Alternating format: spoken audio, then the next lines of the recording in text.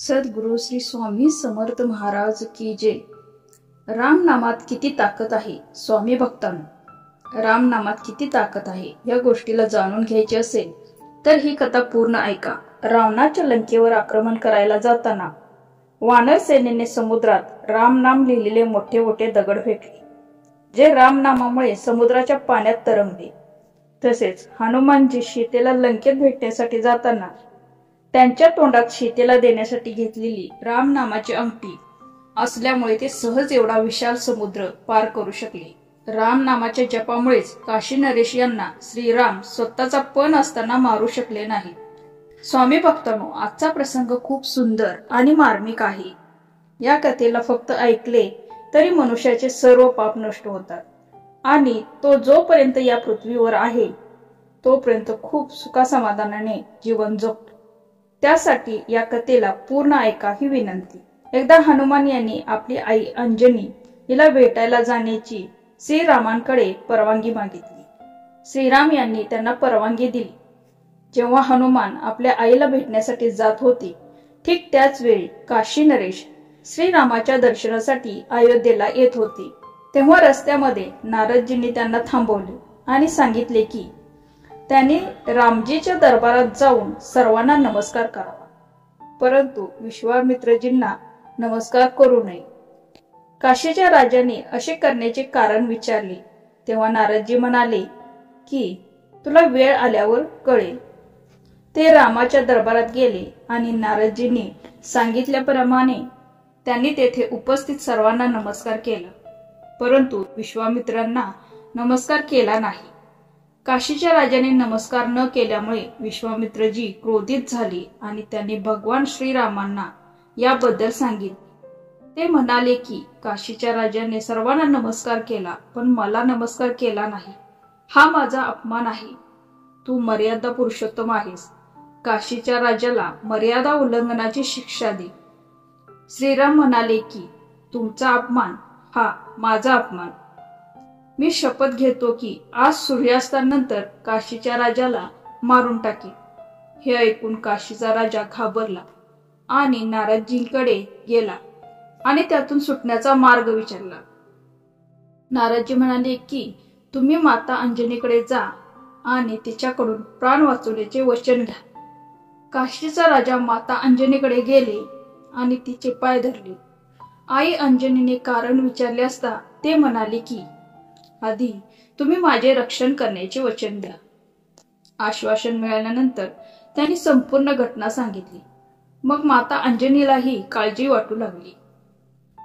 त्यांनी पुत्र हनुमानाला हाक मारली। आईच्या हाकेवरून हनुमानजी प्रकट झाले। तेव्हा आईने हनुमानजीची स्तुती केली आणि ती जे काही बोलेल ते करीन असे वचन घेतले। आईचे बोलणे त्याला कसे टाळायचे? हनुमानजींनी आपले वचन दिले तेव्हा आई अंजनीने त्यांना काशीराजांच्या रक्षणाविषयी सांगितले। यावर हनुमानजी द्विधा मनस्थितीत होते। एका बाजूला मातेचे वचन तर दुसऱ्या बाजूला भगवान श्रीरामांचे वचन।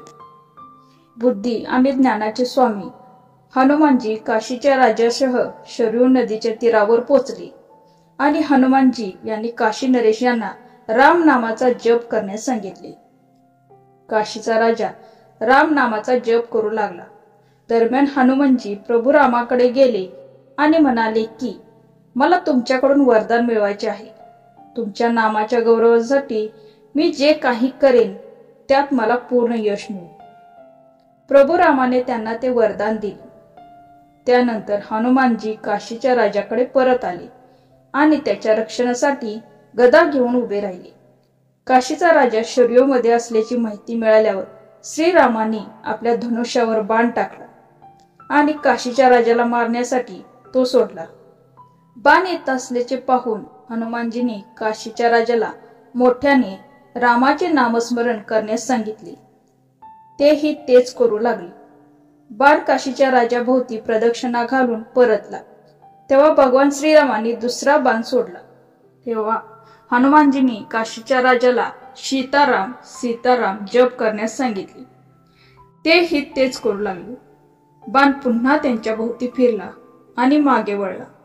या घटनेमुळे प्रभू राम अधिकच संतप्त झाले त्यांना कळले की काशीच्या राज्याच्या रक्षणासाठी हनुमानजी स्वतः तिथे उपस्थित होते.